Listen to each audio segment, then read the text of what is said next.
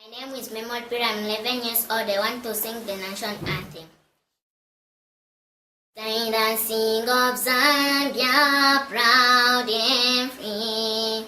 Right African joy, unity. This I sing a strike for a right. We war, we don't fight. Oh, one, strong and free. We were poverty-stricken in our country. The whole program was such that everything that was done for the benefit of foreign power, leaving hardly anything for the local people. So we're poverty-stricken in every way, in every walk of life. Education, health services, all those were almost nil. So we were very poor indeed. Very good education was offered, but to very few. I was at Canisius Secondary School, Canisius College as it was known at that time, and we were one of the very few secondary schools in the country. The great problem was that there was so little education being made available to the people, and when independence came, then we had very, very few people who were really qualified to take over the reins of government. But that was the tragedy of education at that time. Oh, we had many dreams. We wanted to build Zambia, an independent and a free nation. One priority we had was to continue with the unity that had been built during the struggle.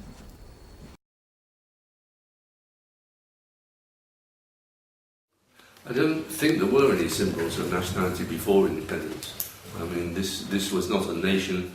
It was only established by colonial lines on a map, which had been drawn up in 1889 by the colonial powers, where we were a collection of tribes. The nearest thing we had with the nation was the tribe. And in northern Rhodesia, as we know, there were many tribes, and 3 or 4 major tribes.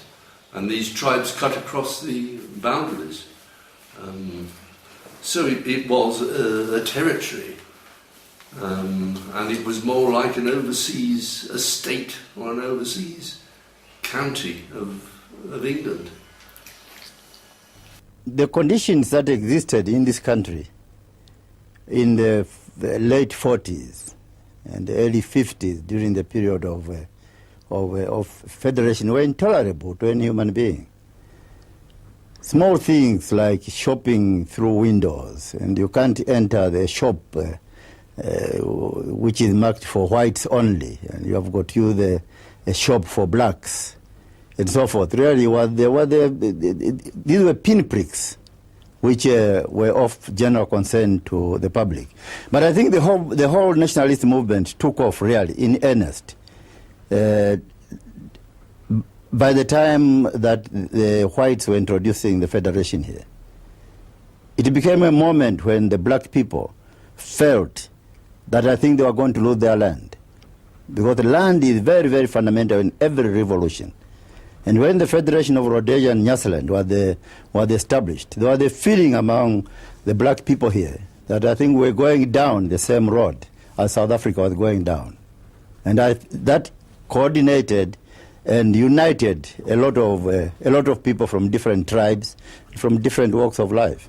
When I used to go backwards and forwards from here to South Africa, I found that, in fact, the colour bar was stronger here in 1947, 48 than it was in Cape Town.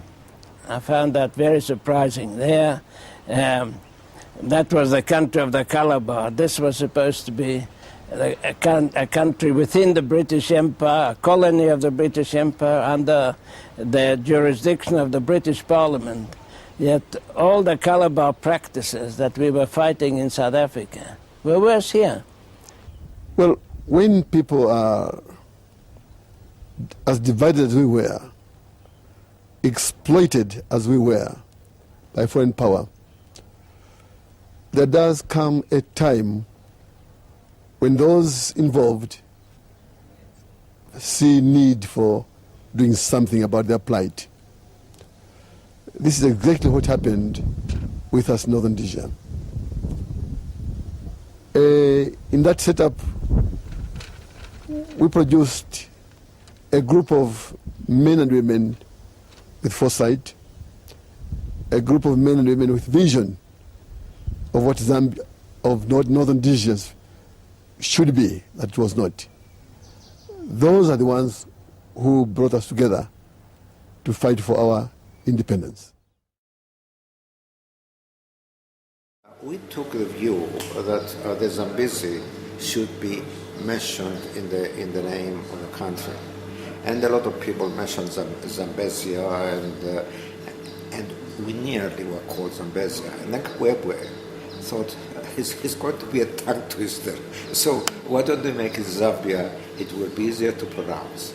And so you can say that Kabwebwe coined the name Zambia. The symbol was Chisogone, and Chisogone means shake it. And we expressed it by turning our hands with great speed, more or less like this. But my hand is white, inside and out. The black hand is black outside, but is reddish inside. So you can imagine public meetings with something like 25,000 white hand, reddish hands, and the black and red shimmering over the crowd. It was like fire. And we had the president. And there, I think, was the main symbol of national identity.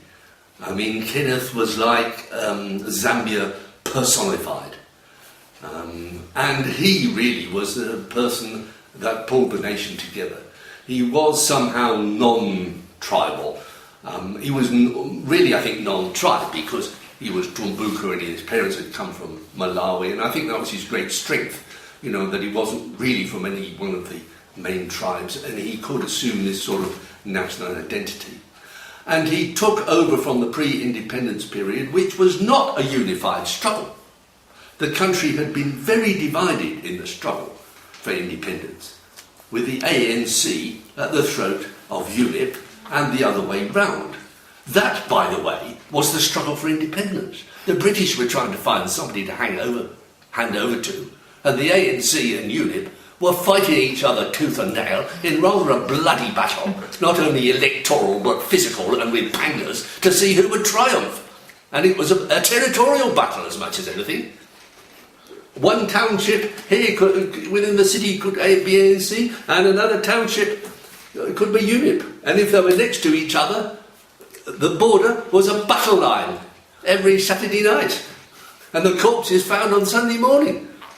There was just about 1 or 1.5 whites died in the struggle. There were hundreds of blacks. He took over a very divided country. I designed the Zambian flag. The flag was a do-it-yourself kit, and it was a striped affair. The red was the blood of the martyrs, and the orange was a copper, and the black was the people, and the green was agriculture. And we went from there. There was an initial coat of arms with animals and birds, and it was rejected. And they insisted on having the man and the woman. I was told the symbols to put in, and really the only criticism I had of it was the man and the woman. Well, including the man and the woman, I think it was national dress.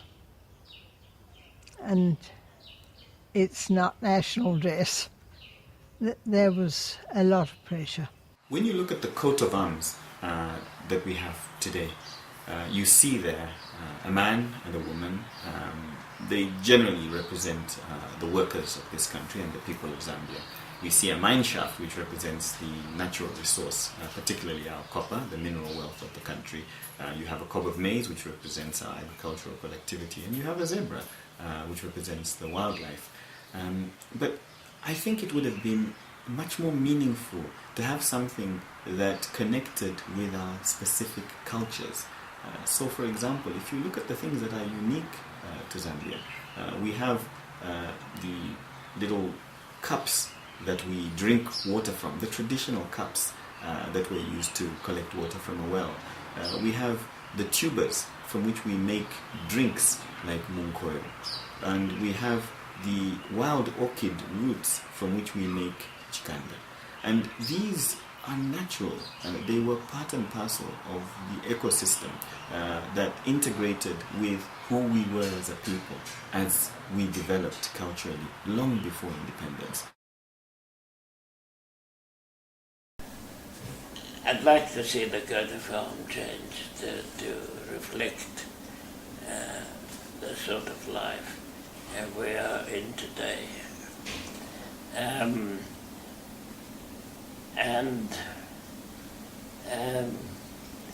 The anthem, I think it should be a bit more meaningful.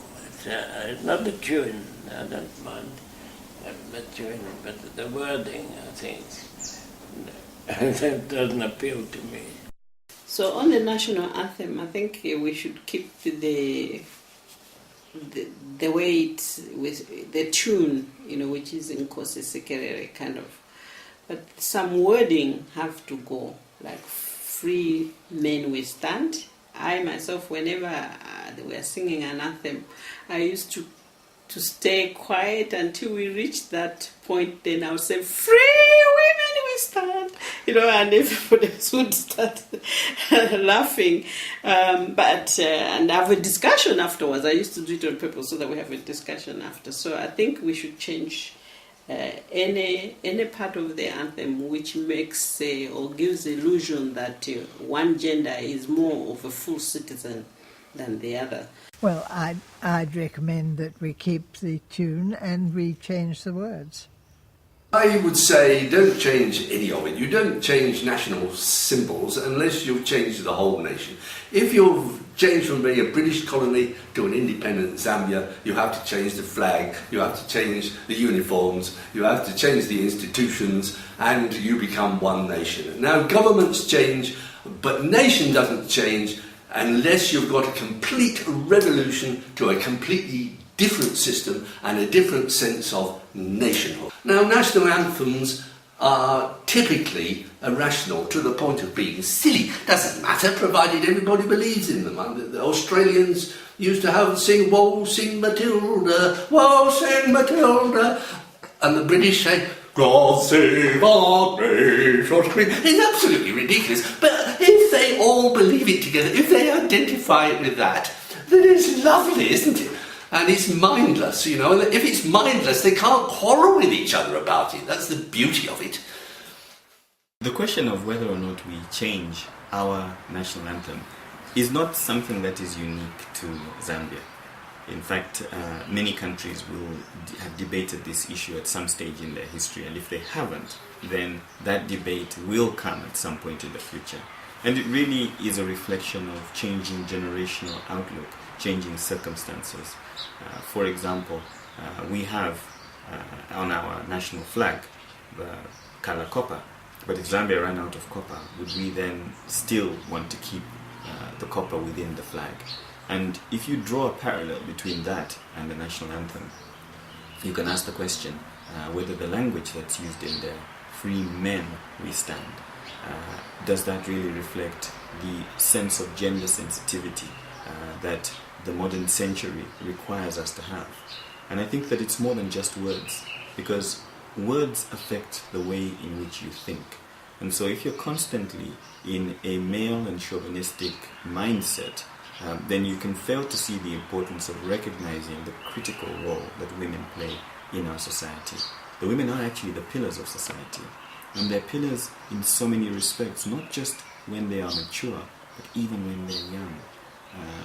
It's a well-known fact that the investment made in a woman goes a far greater extent towards contributing to the development of overall society than the investment that's made in a boy child.